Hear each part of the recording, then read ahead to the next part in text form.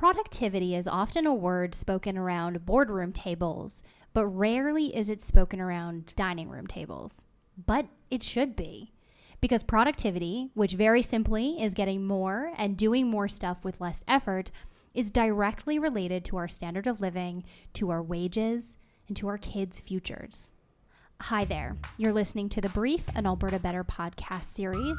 I'm Brittany Brender, and I am joined by a very special co-host today, the one and only Alicia Planinchich, an economist here at the Council, to talk about the importance of productivity, not only for economic growth, but for the quality of life and well-being of ourselves, our families, our children, and future generations. And we're joined by economist Trevor Tombe to explore this topic, diving deep into what productivity is and isn't, and why it matters, how Canada stacks up against the US, and why we're no better off than we were in 2017. And we finish our discussion exploring why we need to shift our mindsets around policymaking to ensure that productivity is a core aspect of all future policy. If you found this episode interesting or insightful, let us know by heading over to Apple Podcasts or Spotify and give us a quick review and rating. Now, on to the show. Well, Trevor, thank you so much for joining the show today. And, here at BCA, we are huge fans of the work you do. We pour over every tweet with a cool chart quite extensively. But for anyone who is listening to this who might not know you or any of your work, can you just introduce yourself to our listeners? Sure. I'm Trevor Tombe, a professor of economics at the University of Calgary and a research fellow also at the School of Public Policy here at the U of C. I guess I've been here for a little over a decade, really specializing in a number of areas in economics, public finance in particular, international trade and internal trade in Canada, and also just broader investigations of economic and macroeconomic conditions in Alberta and Canada as a whole. And probably the fastest chart maker and tweeter I've ever seen. I'll share a secret. A lot of the graphs are kind of pre-made and you just press a button with the updated data and away they go. So you recently wrote this article in The Hub, which is a national publication for those folks who don't know what that is, covers public policy, economic, international relations, things of that nature on a really, really important topic, productivity. I think sometimes we think about productivity in a way that isn't necessarily the same way that economists think about productivity. So to help kind of frame up the rest of our conversation, can you explain to us what productivity means by economic standards and why does it affect our kind of quality of life and living standards? Sure. So I think you're absolutely right that there might be a disconnect between what many interpret that word productivity to mean compared to what economists and us wonky folks might mean by that word. And so if most people might think about, okay, working more, working harder for less pay, that means productivity. And certainly from the perspective of corporate employer, potentially that does mean increased efficiency on the part of the firm and their bottom line. But that's not what we mean by productivity economically. What we mean is getting more for less, not putting in a lot more to get a little bit more. And so we measure how much stuff is produced in Canada's economy every quarter, everything from restaurant meals to theater performances to manufactured goods to healthcare services, agriculture, all across the board. And we try and value the final goods and services that are being produced compared to what we're putting in to get them, hours worked, the machinery that's used, and so on down the list. And that ratio of outputs per unit of input, right? So what we're getting out compared to what we're putting in, that's productivity. And ideally, we want as much stuff as we possibly can for as little time and effort that we can get away with, right? And so that's what innovation and technological change allows us to do. New machinery and equipment allows us to produce more goods and services for fewer hours worked, or even just easier hours worked, if you will. So overall, productivity increases means higher living standards almost always, and maybe we can talk about exceptions to that. And there's some nuances there, of course, but for the economy as a whole, more goods and services does mean higher standards of living. And that's what I mean by productivity. And diving into the data, I think what motivated the piece was that StatCan released their latest quarter, I think about 2 or 3 weeks ago now, and it showed for the fourth quarter in a row. So an entire year of just one quarter after the next, productivity shrinking, Yeah. not growing. And that I thought was fairly concerning.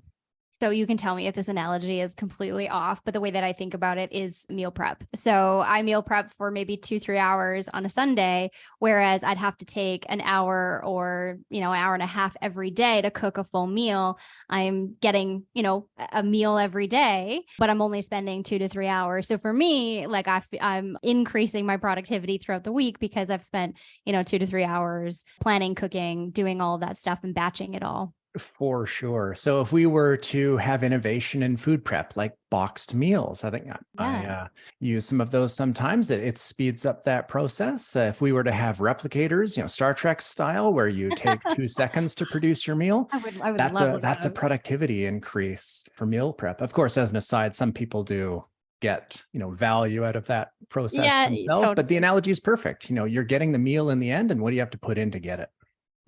Totally.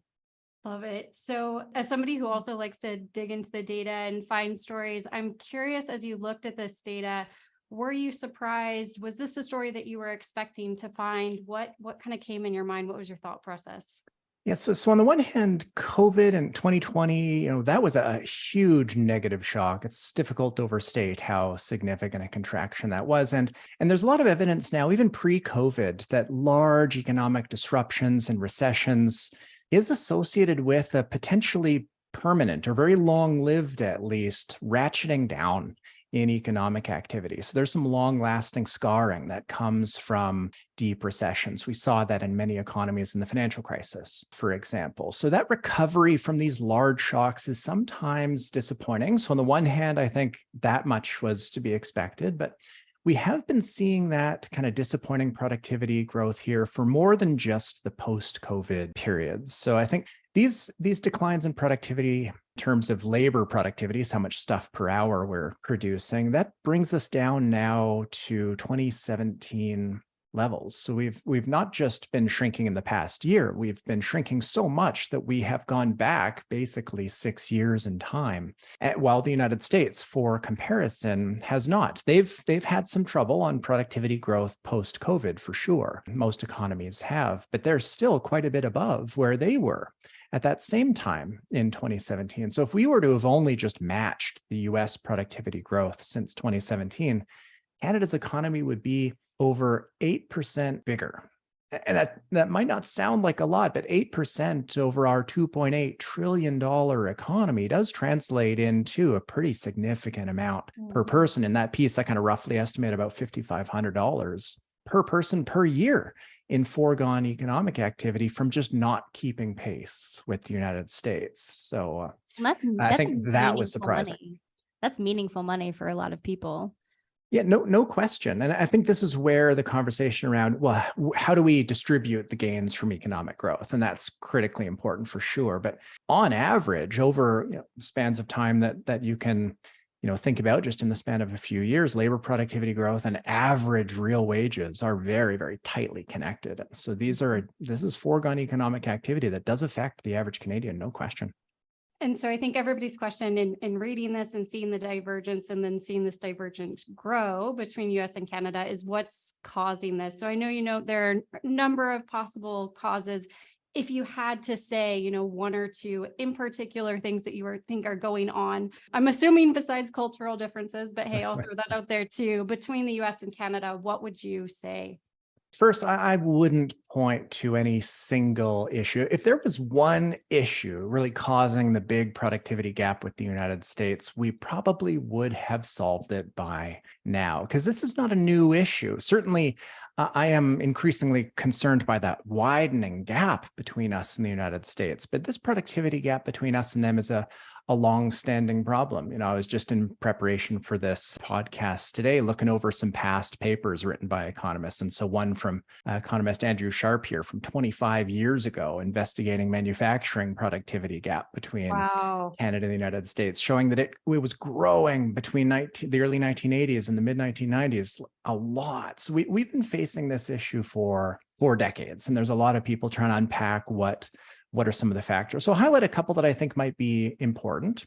One is not policy related, but being a relatively large country geographically, with relatively smaller population density, that's going to naturally come with somewhat lower productivity just because the higher cost of shipping goods across locations and so on. So you see that systematically. Bigger, denser countries can more easily have higher productivity than larger geographic countries with smaller populations. That's one. But in Canada's case, we also have a number of sectors where I guess the level of competition might not be as large as what you see elsewhere. And it is that market pressure to compete against others that really spurs businesses to think about doing things differently and better. And some critical sectors, we don't have that. And so I guess just to pick on some obvious ones like telecom, airlines, Sure. or kind of famous examples, but also I'll highlight another that economist at the University of Alberta has really highlighted as a potential issue. Shanta Renasing there has a recent paper that looks at the cost of capital, the cost of financing that businesses face in Canada is higher than the US, and our banking system is a little less competitive than theirs. And so there's a potential channel for productivity gap there. But there's a trade-off too. Having a more competitive, innovative banking sector might also be a little bit less stable, which we're seeing is sometimes an issue, like some of the recent challenges in the US. So there are trade-offs, but I think at the end of the day, it comes down to a combination of things like tax policy for sure. There's important issues there, regulatory burdens, especially in Canada, where we have lots of overlapping jurisdictions, creating unique challenges for businesses. And then those financing and competitive pressure issues in Canada as well. So there's no easy fix here. I don't want to say that we can do one or two things and the problem is solved. It's really a lot of compounding issues. Yeah. Another important point that I thought you made was breaking it down by province and state, which I think tells a really interesting story, especially in the case of Alberta. So you note that Alberta is, I think, the only province that's actually above the US average in terms of per capita GDP. That's right. What do you think is happening there? Well, I think partly Alberta and Saskatchewan are the top two provinces here. Saskatchewan's not quite higher than the US average, but in fairness, they're pretty close. So Alberta's the only one that's above the US average. Part of that is because what Alberta produces is a resource-intensive economy. It's able to produce a lot, especially in 2022 here, which was what I'm basing the article on, producing a lot of a particularly valuable product, especially at that moment in time. So part of it might be that Alberta just got this boost in 2022 from the type of goods, oil and gas that it produces a lot of. And that's not to I guess, belittle that economic activity. That's real value, producing real income that funds a large fraction of public services in the province, pays very high wages to workers in that sector and so on. So that's real economic activity that comes with benefits. But a lot of it is, I think, tied to resources. And we do kind of see that in the US, some patterns there as well. Energy intensive states also doing fairly well. So Alberta and Texas are pretty close. Interestingly, Alberta just a little bit higher than Texas actually, but North Dakota, this is a smaller state in the US that also has a lot of oil and gas activity that also punches above its weight in the US. So I think resources does tell some of the story, although not all. New York and California are really topping the charts in the US, and they're not oil and gas intensive states.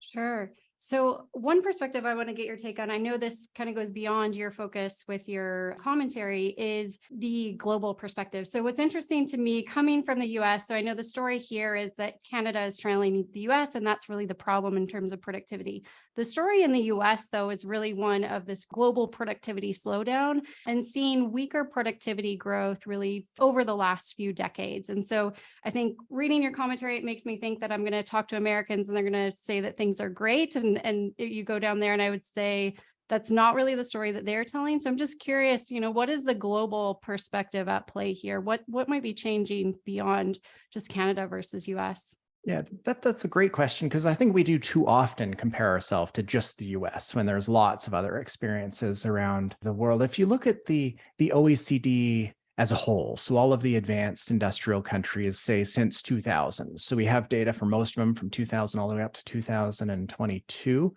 And from the OECD, they estimate that Canada's GDP per capita, so per person over real GDP over that span of time, has increased about 19% overall.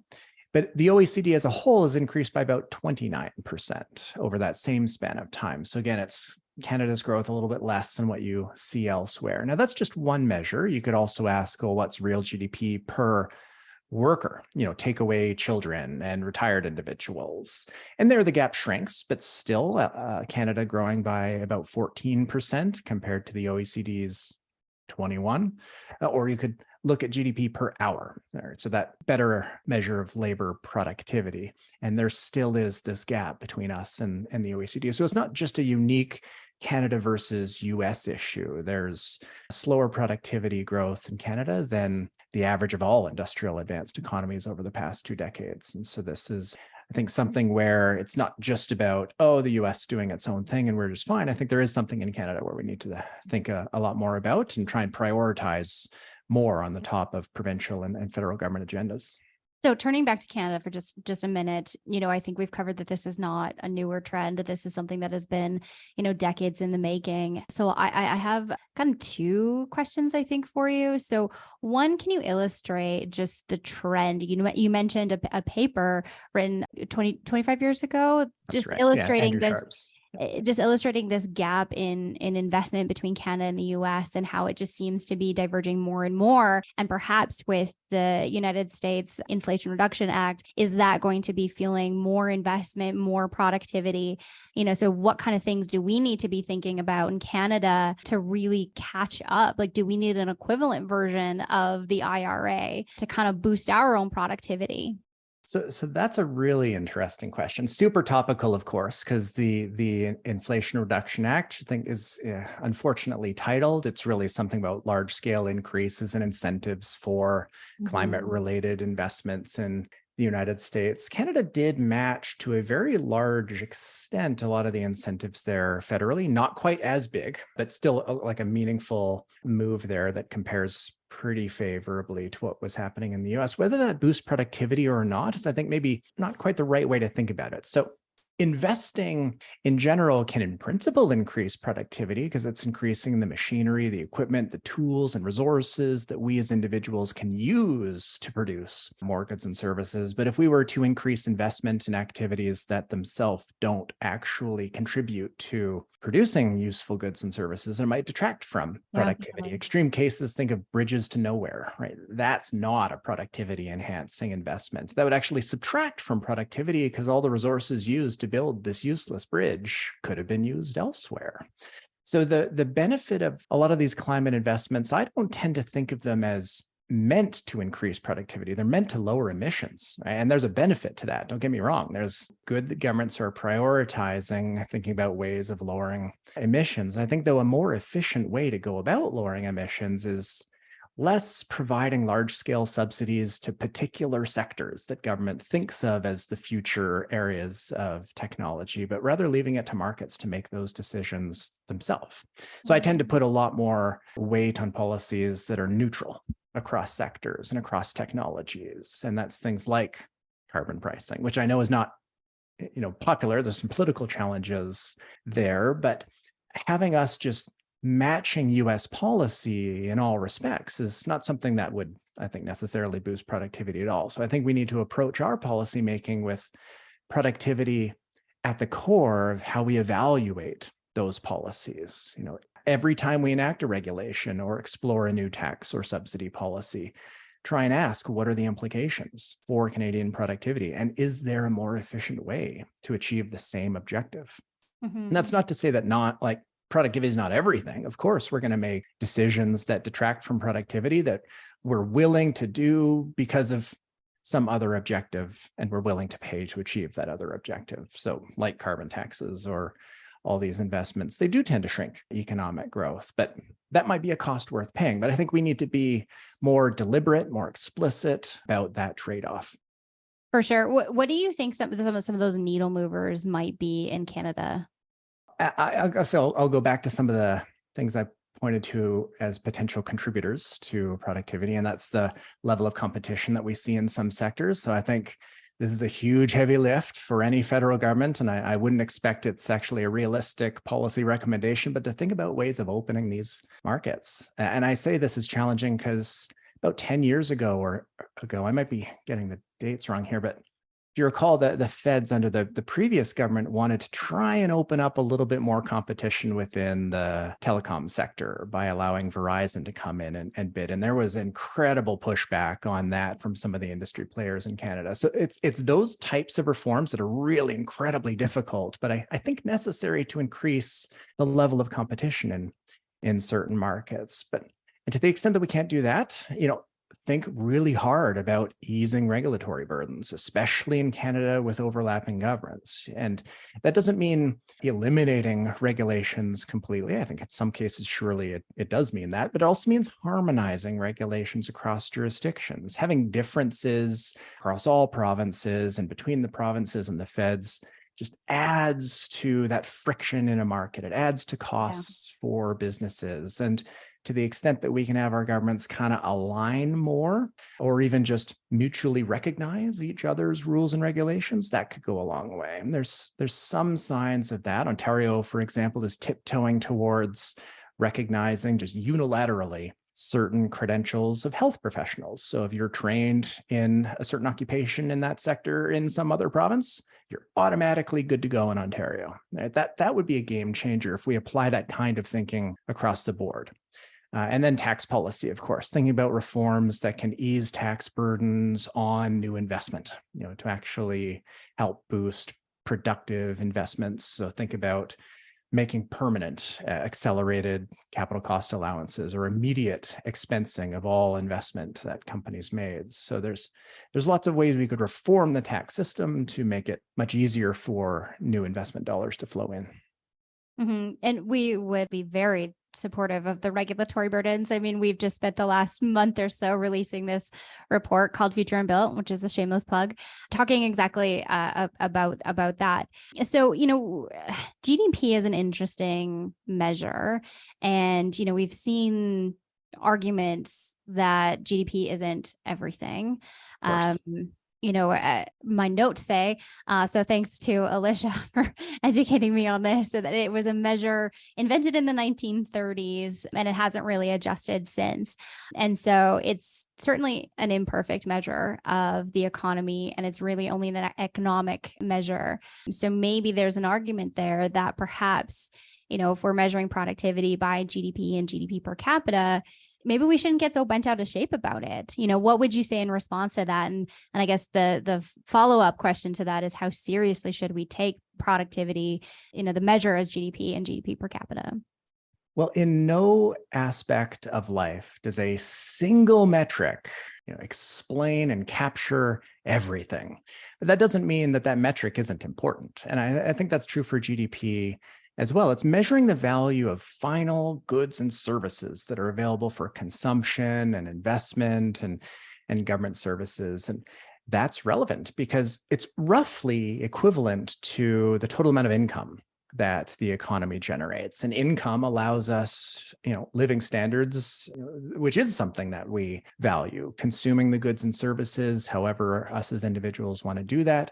Having higher income, having more goods and services available allows us more consumption opportunities. And that's what we do indeed value. Beyond that, there's other things that we value, of course, that are not in GDP, like leisure. I enjoyed this past weekend and didn't do a lot that was overly productive, but I feel really good about it. And that's, we work far fewer hours now than we did a century ago. That has huge benefits for our well-being. And it's not captured in GDP. Environmental quality, air quality, having a lovely park to go to nearby one's home is a benefit not captured in GDP. So no one's saying that GDP is everything, but GDP is very, very important because it gives us the resources to achieve other things that we do place value on, even achieving these non-economic objectives. So think about having a stronger economy, higher productivity, more resources available to allocate towards things like that nice park that's near where we live and other objectives. Productivity also means that think about a firm producing more with less, right? Fewer inputs being used for any given thing that we make. That doesn't just mean fewer hours. It also means fewer material inputs, less energy being used. So higher productivity also means we're being more efficient. with the resources that exist. There's also non-economic environmental benefits of productivity increases. So that was, I guess, a long-winded way of saying, yes, lots of things matter for sure, and GDP matters a lot. But yeah, it's not the only thing. So I love all that. And I personally am a big supporter of GDP per capita. I think it's super, super important. I think one question that I've seen raised increasingly, though, especially when we compare US to Canada, is there's an assumption or a question at least of who is benefiting from higher GDP per capita. So just curious if you can speak a little bit more to inequality or if there's anything to be gained or learned there. Sure. And that is a very important question. So inequality matters, how the benefits of economic growth are distributed matters. But we shouldn't think that economic growth necessarily comes at the cost of increasing inequality. I think about Alberta, the highest GDP per capita province in the country. It's also the jurisdiction with the lowest poverty rate in the country by a pretty wide margin. So economic growth often is associated with lower rates of poverty. And there's not that mechanical link between growth and equality. And what we're seeing in the US is not something that applies, I think, very well in Canada. Any kind of comparison of inequality there versus here, I think, misses the mark, where over the past decade plus, we haven't seen any material change in inequality in Canada, just maybe not the same in many US states. So that we definitely shouldn't just conclude that economic growth is adverse to the interests of the average individual or lower income individuals. I think quite the reverse. And at least in the StatCan data, this quarterly data that they produce in terms of GDP per capita, they also illustrate in that same data set the inflation adjusted labor productivity is, per hour worked. And it is almost perfectly correlated with labor productivity as a whole. So for the most part, labor's share of the overall amount of economic activity is pretty stable. And so increases in economic growth do benefit average individuals, Canada for sure. Right. So what you're saying is that income is essentially going to workers rather than. Yeah, well, I mean, it's split between all the factors that go into producing goods and services, capital. When you make an investment to produce a machinery, building, capital, you're going to need a return to justify that investment. But that's split between labor and capital, which are the two biggest factors of production. That share is roughly stable. It nudges up and down every now and then, but we're basically at the same point today in terms of labor's share of GDP as we were for many years prior to the pandemic. Right. So, I think we're so fascinated by this topic and we focus a lot in it at the BCA. And so we're eager when we see people like you writing about it, we're all over it and talking about it. But something that struck me in the Hub's recent podcast with Amanda Lang on productivity is she made this point, and I think it's true, which is that really there aren't that many conversations around productivity and around stagnant productivity growth beyond kind of the spheres that really care about and nerd out over productivity. And so I'm just curious if you think that is true. And if so, what do you think it's going to take to get people's attention? Are we going to see some other, let's say, social or political consequences first, or what do you see happening? Well, certainly in public conversations, that word productivity isn't typically at the focus, but we do consistently see political leaders of all political stripes talk about the economy, talk about growth, talk about jobs. And I think what they really mean are productivity. I mean, that's just not the word that sells, right, that captures anyone's not the word that sells imagination. But I hope that to the extent that, I mean, in part, political rhetoric is sometimes not grounded in public policy. It's a marketing campaign in some degree, but to the extent that it does connect in with legitimate goals to think about increasing productivity, then it's going to tie into efforts on the part of government to ease regulatory burdens, reform taxes, maybe push against some entrenched interests. And I think maybe I guess, double down to tip my hat to Premier Ford in Ontario. I mean, unilaterally recognizing credentials from other jurisdictions, that's a big step, and it pushes against the provincial regulatory bodies for those occupations that are resistant to that kind of change, because it does diminish some of their power, if I can phrase it that way. And here in Alberta, I think We'll see where the new government, we just had an election recently, so we'll see where their priorities are. But at least the previous premier also put a lot of weight on internal trade issues, really moving that to the extent that you can, given all what else he had to deal with during COVID, but eliminating a lot of the exemptions that Alberta had and the Canadian Free Trade Agreement, trying to think about easing regulatory burdens. And so those are efforts that, when communicated publicly, would be about jobs and the economy and things like that. When really ultimately I look at them and say, oh, these are potentially productivity enhancing reforms. So maybe we'll hopefully see some more decisions like this, hard decisions, but in an effort to increase productivity and incomes over the next decade, would you say? I do hope so. And it is hard just because of Canada being one of the most decentralized countries on earth. I think we do need to have a lot of our governments working, more closely together. And, a feature of Canadian politics from the very beginning is to inflame tensions, if you will, between orders of government, between the feds and the provinces. Super common, not unique. That was very diplomatic. Yeah. Or across provinces, right? We do need to have a little bit more, I think, deliberate engagement and efforts to work towards smoothing out a lot of differences that we have across governments. And I do get the sense that might continue. We're seeing globally a lot more uncertainty. Think about the China-US trade war. Think about Brexit issues. The global trading environment has been decreasing. Like, global trade as a share of global GDP has been shrinking since the financial crisis. And I think that naturally and rightly lead Canada to think about ensuring that its internal market is as efficient as it can be. For sure. I think one statistic that really got a lot of attention was an OECD report on the GDP per capita growth expectations across countries.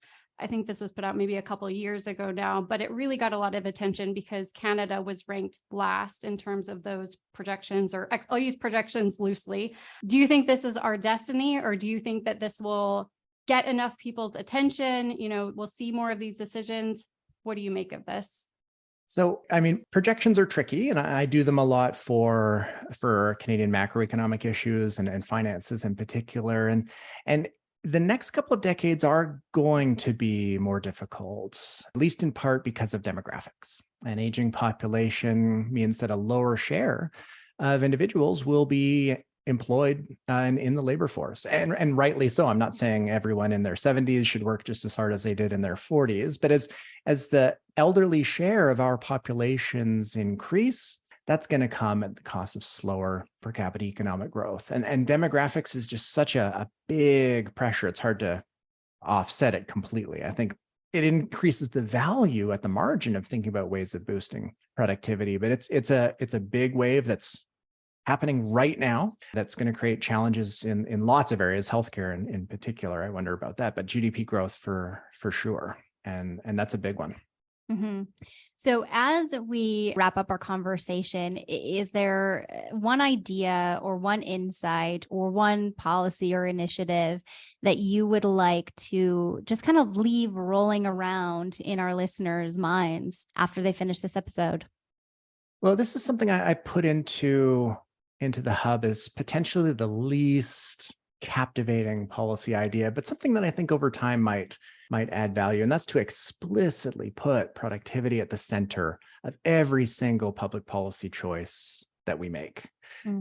It as an exercise will keep governments focused on that as a priority. It will reveal maybe some unexpected benefits of some policy or some unexpected costs that should motivate us to redesign and rethink what we have in mind. But having at the core of evaluating public policy decisions by government, productivity is something that I think we should do. Just because there's no single bullet, I can't point to X and Y and say that, if we do that, problem solved. So I think something where we can lock in or institutionalize something that will gradually ratchet us up in terms of our productivity performance can have long-run benefits.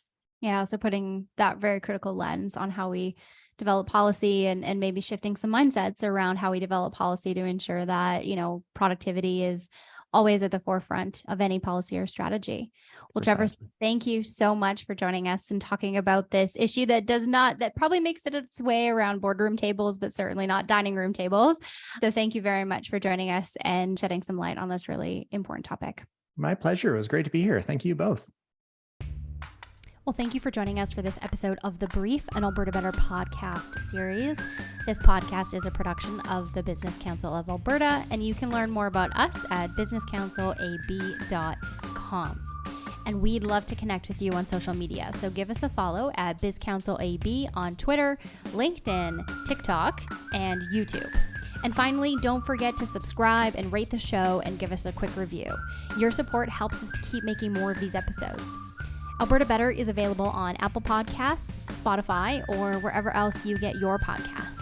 New episodes drop every other Tuesday. Thanks for listening, and we'll see you next time.